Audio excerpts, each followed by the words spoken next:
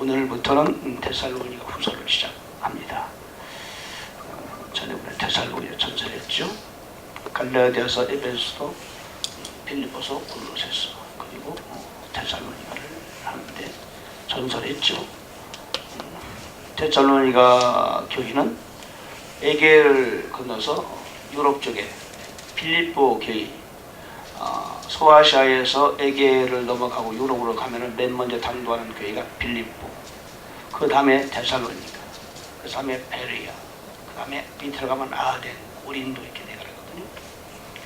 데살로니가 교회에서 사도 바울이 복음을 전하는데 핍박을 받죠.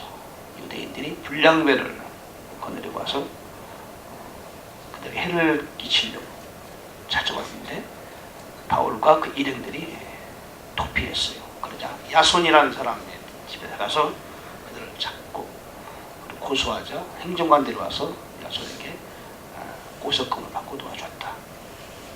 그리고 바울과 그의 일행들이 데살로니가 지역에서 도피해서 베레아로 갔는데 베레아까지 그들이 따라오니까 베레아에서 더 밑으로 내려가서 아덴까지 가서 거기서 거하면서 데살로니가 교회에 편지를 띄운 것이 데살로니가 전서고, 수개월 이후에 다시 편지를 띄웠는데 그것이 바로 데살로니가 후서 편지가 되겠습니다. 그때는 제2차 전도 여행을 수행하던 중에 그런 일이 발생했죠. 1차 전도 여행은 바울과 바나바가 안디옥 교회에서 파송을 받아 1차 전도 여행을 마쳤고, 1차 전도 여행을 하던 중에 그들의 수종자로 마가복음의 저자 마가를 데려갔죠. 예수께서 12세자와 더불어 최후의 만찬을 시행했던 예루살렘의 귀부인의 아들 바나바의 생질 마가를 데려갔는데 마가가 따라오다가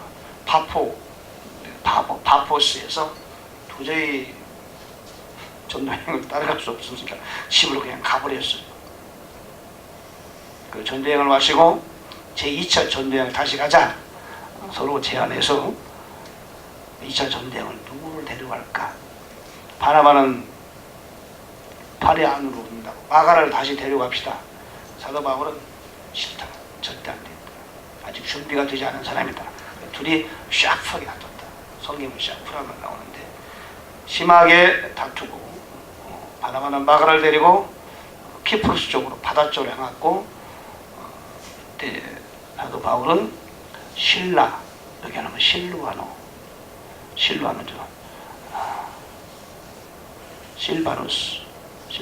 신라를 데리고 2차 전도여행을 시작하게 되죠. 2차 전도여행 때부터는 바울과 신라가 파트너가 돼서 같이 소아시아와 유럽을 가게 됩니다. 그리고 바울을 떠났던 바나바는 더 이상 사도행전에서 그의 흔적을 찾을 수가 없어요. 하나님께서 그를 더 이상 사용하지 않습니다. 물론 사용했지만 성경에 기록되지 않죠. 사도 바울을 중심으로 하나님께서는 전도의 역사를 시행하고 계셨어요. 자, 2차 전도여행 중에 지금 데살로니가 전서를 썼는데, 데살로니가 전서는 예수를 영접한 이후에 가장 먼저 읽어야 될 책이 바로 데살로니가 전서입니다. 기본적이고 기초적인 교회 생활과 신앙 생활에 관하여 또 예수님 오시는 또 휴거에 관하여 이렇게 다양하면서 기본적인 내용을 전달해주고 있으므로 데살로니가 전서는 예수를 영접한 사람들이 가장 먼저 읽고 소화해야 될 책이다. 그렇게 보면 되겠습니다. 이제는 데살로니가 후서지요. 데살로니가 전서를 번역하고 난 다음에 얼마 후에 다시 데살로니가 후서를 보냈는데, 우리가 성경을 공부하면은 여러 교회가 성경에 등장하지요. 예루살렘 교회, 안디옥 교회, 그리고 로마 교회, 고린도 교회, 갈라디아 교회, 에베소 교회, 빌립보 교회, 골로새 교회, 그리고 데살로니가 교회, 여러 교회 중에서 가장 그 아주 바람직한 교회상을 보여주고 있는 교회가 바로 데살로니가 교회입니다. 그 많은 교회 중에서 특별히 데살로니가 교회는 좀 이렇게 약간의 박해를 받고 있던 시절, 로마 정부의 박해가 아니고 그 당시 사회에서 유대인을 중심으로 한 교회를 박해하는 그런 무리들이 있었는데 그들의 박해를 꽤 심하게 받고 있었다. 그 데살로니가 교회가 책망도 별로 없고 아주 사도 바울이 칭찬했던 걸, 특별히 하나님께서 칭찬했던 교회가 바로 데살로니가 교회다라고 생각하고 있으면 됩니다. 살후도 역시 바울이 살전도 아덴에서 기록됐는데 아까 얘기했죠. 빌립보, 데살로니가, 베레아 쭉 밑으로 내려가는 아덴 거기서 기록한 성경이죠. 기록했어요. 주 50년대 천하 40년대 발전 제2차 전도여행 중에 기록한 책이죠. 전설을 기록한 수개월에 기록했죠. 주제는요, 데살로니가 후서의 주제는 재림의 때를 바로 분별하자.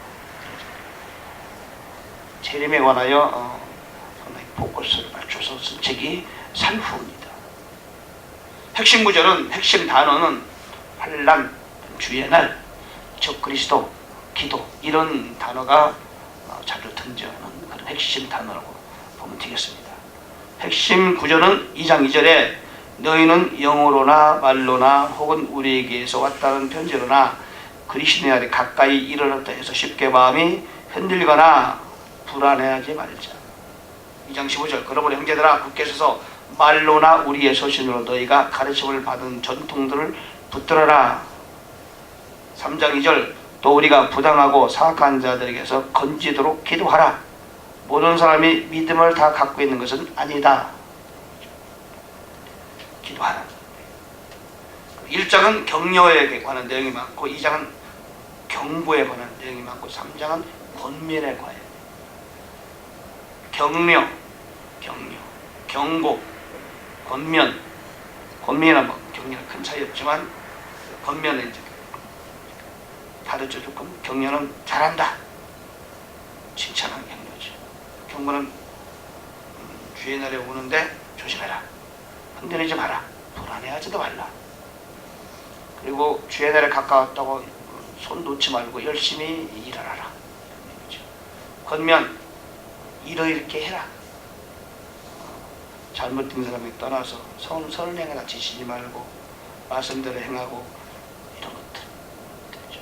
선을 행하다 지치지 말아라. 그 말씀 바로 살후에 있어요.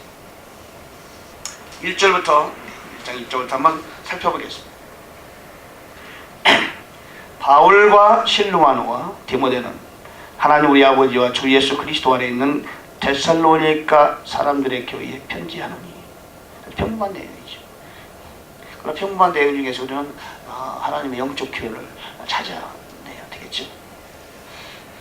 바울과 실루아노와 디모데는 저는 이 편지를 읽으면서, 하나님 글을 읽으면서, 성경을 읽으면서 이 편지는 바울이 썼는데 물론 대피를 했죠.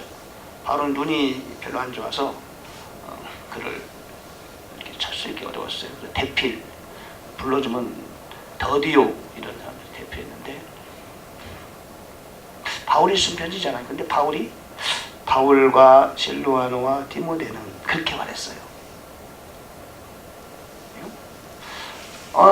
때로는 바울은 이렇게 만약에 사도된 바울은 에베소교회나 이런 데서 쓰는데 오늘 데살로니가 후서를 보니까 바울과 실루아노와 디모데는 주어를 세 사람을 정했어요. 세 사람이 앉아가지고 미팅을 해서 우리 이렇게 편지를 쓰자 그랬는가? 아니면은 대피라는 그 장소에서 그들이 동석하고 있었는가? 아니면 사도 바울이 생각하기에 내가 이 편지를 쓰면은 실루아노와 디모데는 내가 쓴 편지에 동일한 마음을 갖고 있을 것이다. 그런 생각을 했었었는지, 물어보고 썼는지, 상의해서 썼는지, 말하지 않고 그냥 서로 이신전식, 바울의 생각은 그들과 생각 같을 것이라고 생각하기 때문에 그들의 이름을 썼는지 잘 모르겠어요. 그죠? 분명한 것은 이 편지를 데살로니가 후서를 편지를 쓰는 데 있어서 바울과 실루아노와 디모데는 한 가지 마음을 갖고 있었다. 그렇지 않았겠어요? 그렇죠? 그러니까 세 사람을 주어로 썼을 거 아닙니까? 그렇다고 해서 내가 볼 때는 셋이 앉아있는 자리에서 사도 바울이 이렇게 쓰라고 대표를 시켰을 일은 없을 것이고, 여러분 주의 일을 하는 데 있어서 파트너가 참 중요한데요. 바울이 이런 말했죠. 브리스겔라 아굴라 얘를 인사해라. 그러면서 그는 내 마음과 같다. 그리고 사도 바울이 빌레몬서를 쓰면서 그 오네시모를 보낼 때 그는 내 심장과 같은 사람입니다. 사도 바울이 편지를 했지만 누가 편지를 쓴 거죠? 하나님이 쓰신 편지잖아요. 하나님이 사도 바울을 통해 편지를 쓰게 했는데 실로아노와 디모데는 하나님 대신은 아니잖아요. 그죠? 우리가 사도 바울의 편지는 하나님의 사도 바울을 통해서 글을 썼다라고 여기지만, 그러나 실로아노와 디모데를 통해서 썼다고 볼 수는 없는 거란 말이죠. 그 얘기는 하나님께서는 실로아노와 디모데와 함께 일하고 있는 증거다. 첫째, 하나님께서는 실로아노와 디모데의 마음을 아시고 그의 심정과 동일한 심정을 갖고 있다고 볼 수 있는 것이고, 또 하나의 교훈은 하나님의 사역을 하는 사역자의 리더가 그와 함께하는 사람과 마음이 하나가 되었다, 이런 뜻이겠죠. 그러니까 사도 바울이 실로아노와 디모데는 이라고 기록한 거예요. 그리고 그 밑에 있는 데살로니가 후서의 전체 성경 내용은 비록 실로아노와 디모데가 쓰진 않았지만 바울이 보기에, 또는 실로아노가 디모데가 생각하기에 사도 바울 그분께서 쓰는 편지는 우리가 쓰는 편지가 마찬가지로 바울도 역시 그렇게 생각했다. 그들은 마음이 하나가 되어 있었다. 그만이겠어요. 브리스겔라 아굴라와 사도 바울이 동행한 적이 있었죠. 브리스겔라 아굴라는 사실 같이 사역한 적이 별로 없다고 보고요. 일을 같이 했어요. 장막을 만드는 일을 하면서 같이 일을 했는데 그들이 너무너무 바울을 귀하게 여기고 사랑했죠. 심지어는 바울이 뭐라고 했냐면은 내 생명을 대신 위해서 그들이 생명을 내줄 수 있는 그런 사람이다 라고 말했어요. 우리가 주의 일을 동역할 때는 그런 정도의 어떤 일치들만이 필요하겠죠. 신뢰하고 믿고 주를 위해서, 하나님의 사역을 위해서. 그렇죠? 그리고 예수 그리스도 안에 있는 데살로니가 사람들에게 편지하노니, 이 편지는 사도 바울이 데살로니가 교회 성도들에게 편지한 거지만 하나님께서 우리에게 편지한 거, 여러분 각자가 우리에게 편지한 거죠. 하나님 지금도 우리에게 편지하시죠. 성령을 우리에게 감동을 주시고 계속 말씀하시죠. 그래서 주 예수 그리스도 안에 있는 사람들에게 하나님께서는 편지를 보내시고 말씀을 보냈으며 지금도 여전히 사도 바울이 말한 것처럼 계시의 정신을 우리에게 준다. 성경과 동일한 그 레벨의 계시를 지금 주는 것은 아니지만 우리들에게 영적으로 살아있는 사람들에게 하나님께 여전히 우리에게 일상생활로서의 계시를 주시는 것이다. 그분은 살아계신 분이고 우리가 센스가 열려있다면 하나님의 계시를 계속 받을 수 있는 거지요. 그렇다고 성경 대신 계시를 받는다면 이단이지만 기도하면서 우리는 계시 받잖아요. 그렇죠? 그렇다고 나는 기도했더니 하나님이 이렇게 말씀하셨다. 그것만 너무 주장하면 곤란해. 그것이 성경과 어긋나는 거라면 곤란하겠지. 2절, 하나님 우리 아버지와 주 예수 그리스도로부터 은혜와 평강이 너희에게 있기를 원하더라. 늘 주님께서는 우리에게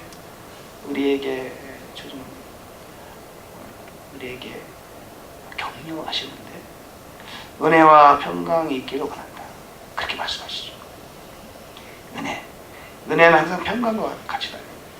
긍휼은 진리와 항상 동행합니다. 은혜는 평강과 항상 같이 단어가 대부분 같이 나가요. 왜냐하면 하나님의 은혜를 주시면 평강이 임해요. 은혜라는 단어가 신구약 전체 통해서 200번까지 나오는데 은혜는 도대체 뭐냐? 은혜가 뭘까요? 그렇죠? 은혜가 뭡니까? 우리 어제 우리 홍자매님이 은혜와 진리에 관해서 얘기했죠. 은혜라는 것은 하나님을 표현하는 거예요. 구약부터 쭉 은혜를 해보면은 200번 정도 은혜가 나오는데 쭉 해보면은 구절을 해보면은 하나님을 표현하는 거지. 은혜는 하나님만이 줄 수 있어요. 물론 사람으로부터 은혜를 받는 그런 내용도 나오지. 그건 은혜의 극히 일부분이지. 은혜는 거저 주는 거예요. 무료예요. 은혜는 아무나 줄 수 있는 게 아니죠. 하나님만이 줄 수 있는 것이 진짜 은혜예요. 하나님 우리에게 줄 수 있는 최고의 은혜는 뭐냐? 예수 그리스도예요. 구원입니다. 죽은 자로부터 보내주시는 구원, 그것이 최고의 은혜예요. 거기에 관련된 모든 것이 은혜죠. 특별히 그 은혜는 예수 그리스도를 통해 나타나는 거죠. 예수께서 이 땅에 오셔서 행하는 모든 것들이 은혜예요. 은혜. 그래서 칼빈은 전적 타락한 인간 존재에게 전적인 은혜를 줬다고, 무조건적인 은혜를 줬다고 얘기합니다. 은혜로 시작해서 은혜로 바치는 것이 그리스도의 삶입니다. 자, 오늘은 거기까지만 하고 일단 은혜와 평강이 너에게 있기를 원한다. 그래서 우리는 평강이 늘 있어야 돼, 마음속에. 평강이 없으면은 뭔가 문제가 있는 거예요. 평강 얻기를 하나님은 원하세요. 그리고 평강 얻을 수 있는 모든 조건을 주셨어요. 근데 내가 말하는 내 안에 평강이 없다. 둘 중에 하나예요. 첫째는 내가 어떤 문제가 있는 거예요. 문제. 하나님의 평강을 내가 받지 못하게 하는 어떤 방해하는 요소가 내 안에 있어요. 두 번째는 마귀가 방해하는 거예요. 아웃사이드 마귀가 방해하는 거예요. 그래서 이거는 반드시 이겨내야 돼요. 저도 한동안 평강이 없었어요.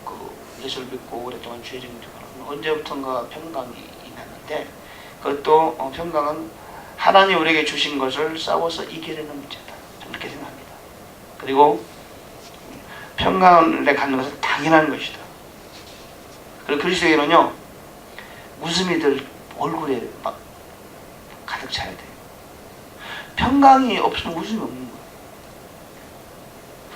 거예요. 우리는 그래서 진지하면서도 늘 마음에 평강이 넘치면 겉으로 웃음이 반면에 젖어 있어야 돼.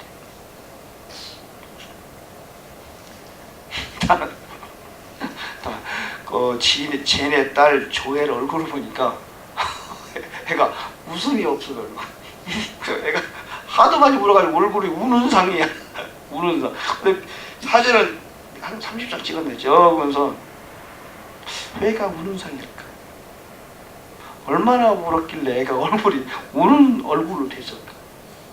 사람이 너무 많이 울으면 애도 그렇고 어른도 그렇고 얼굴이 우는 얼굴이 변해요.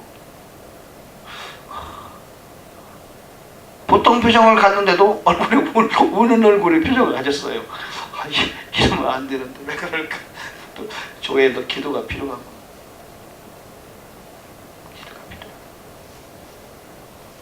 쟤네 또 믿음이 없고 기도를 별로 안 하고 이제 겨우 교회 다니기 시작했는데, 물론 옛날에 믿음이 있지만 아빠도 교회도 안 다니고 믿음이 없고, 그러니까 애가 평강이 없는 거예요. 아기가 마음속에.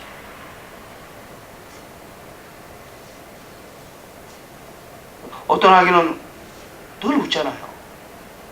사실이거든요. 그래서 조회를 위해서라도 가정에 하나님의 평안이 있었으면 좋겠다. 그런 생각이 들었어요. 우리도 마찬가지죠. 평강이 있기를 원하는 우리는 반드시 평강을 얻어야 돼요. 3절 형제들아 우리가 너희를 위해 너희를 위하여가 아니 너희로 인하여입니다. 형제들을 위하여 너희로 인하여 항상 하나님께 감사드려야 하나니 이것이 마땅하면 너희의 믿음의 힘이 많이 자라고 너희 모두가 각각 서로에게 베푸는 사랑이 넘치기 때문이라. 여러분 이게 좀 성경이요. 자, 봅시다. 3절을 보면은 자 형제들 우리가 너희로 인하여 하나님께 항상 감사했어요. 사도 바울과 실라와 디모데는 사역자인데 그들이 데살로니가에 가서 그들을 가르쳤어요. 지도했죠. 근데 그 사도 바울과 실로아와 디모데가 데살로니가 성들로 인하여 항상 하나님께 감사했다. 여러분요, 사역자는요, 성도가 자기들이 가르친 성도가 하나님 앞에서 좋은 모습을 보이면은 얼마나 감사해요. 감사. 마치 농부가 열심히 일을 했는데 이 곡식들이 병충해도 이기고 모든 그 날씨도 이기고 무럭무럭 자라서 열매를 주렁주렁 맺히는 거 보면은 하늘이 감사하죠. 늘 기쁜 거예요. 자기의 수고의 열매가 나타날 때 자기 것이 아니라 할지라도 감사합니다. 이와 같은 항상 하나님께 감사드려야 하겠다 그런 말이에요. 그 이유는 너희의 믿음이 힘이 많이 자라요. 첫째, 너희의 믿음이 힘이 많이 자라고 Your faith grows exceedingly. 데살로니가 성도들이 믿음이 일치월장 쑥쑥 자란 거예요. 마치 콩나물 그듯이. 예, 사도 바울과 그 일행들 가르친 대로 그들이 순종하며 말씀대로 하니까 믿음이 힘이 많이 자랐다. Your faith grows exceedingly. And the charity of every one of you all toward each other abound. 이 말은 또한 믿음이 힘이 자라고 너희 모두가 각자 서로에게 베푸는 사랑이 넘쳤다. 결국 뭐와 뭐예요? 믿음과 사랑. 데살로니가 교회 성도들이 믿음과 사랑이 자란 거예요. 믿음이 자라고 빨리 자라고 사랑이 여기서 말하는 체리티는요 서로 진짜로 나눠주는 그런 사랑을 말하는 거예요. 믿음과 사랑이 자라기 때문에 사도 바울과 그 얘기들 하니까 감사하지 않을 수가 없다 이런 얘기예요.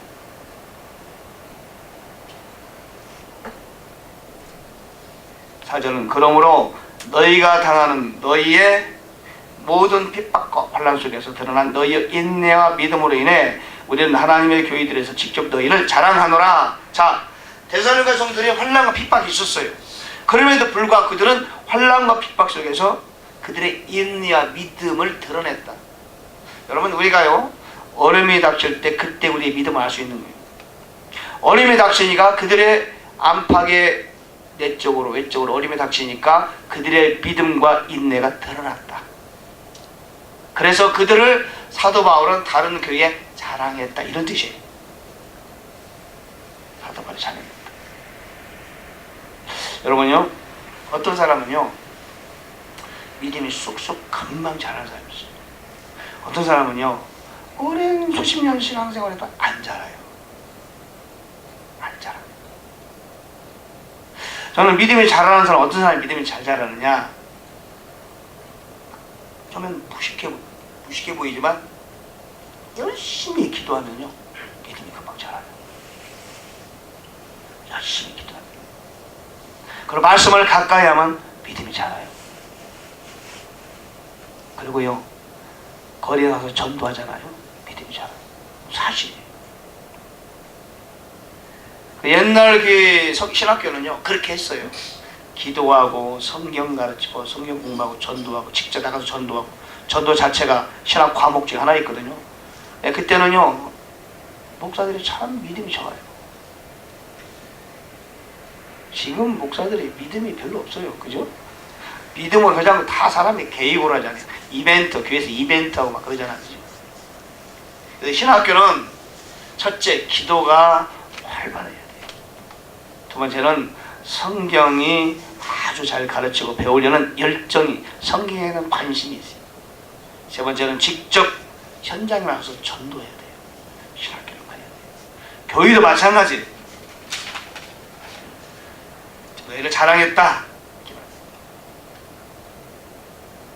5절 보니까 5절까지만 하고 뒤에서. 자, 5절 그것은 하나님의 의로운 심판의 증표인데 이것은 너희가 하나님의 왕국에 합당한 자로 여겨지게 하려니라. 그 왕국을 위하여 너희도 고난을 당하느니라. 자, 우리가 고난과 환난과 이런 것들을 당하게 될 때 그 이유는 하나님의 나라에 합당한 자로 여겨지게 하기 위한 것이다.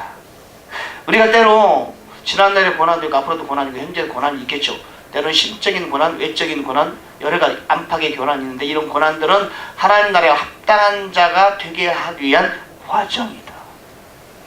그 왕국을 위하여, 그 나라를 위하여 우리가 고난을 당하는 것이다. 우리는 신앙생활을 할 때 한쪽은 축복이지만 또 한쪽은 고난이 분명히 있는 것이다. 그를 우리가 고난을 너무 싫어하거나 또는 가벼이 여기거나 그러면 너무 한탄해도 안 된다. 이런 뜻이죠. 때때로 하나님 우리에게 주신 고난은 뭐라고 그러죠? 하나님 나라에 합당한 자로 여기기 위한 것이다. 이런 뜻이죠. 5절까지 했습니다. 기도하겠습니다. 살아계신 우리 주님, 이 새벽에 저희를 불러주셔서 또 새벽잠을 쫓고 접해 나와 말씀을 경청하고 성령의 음성을 들으며 하나님께 교제하고 기도하게 하심을 감사합니다. 우리에게 주어진 말씀들이 가슴판에 새겨지게 도와주시고 이 말씀 우리를 변화시키며 생각과 마음을 변화시켜서 삶의 새로운 하나님의 생명의 활력소가 되게 하여 주옵소서. 날마다 주를 향하여 전진하게 하시고 날마다 변화의 축복이 있게 주옵시며 말씀을 통하여 흑암과 저주가 떠나가고 하나님의 큰 영적인 육적인 축복이 임하게 하옵소서. 이 시간 기도할 때 우리 기도가 잘 되게 하옵소서. 주 예수 이름으로 명하노니 기도를 방해하는 모든 흑암의 세력은 떠나갈지어다. 물러갈지어다. 졸음도 떠나고 잡념도 물러갈지어다. 기도는 잘 될지어다. 성령의 인도 따라 기도가 잘 되도록 기도에 성공하도록 도와줄 줄 믿습니다. 감사드렸고 예수님 이름으로 기도합니다. 아멘.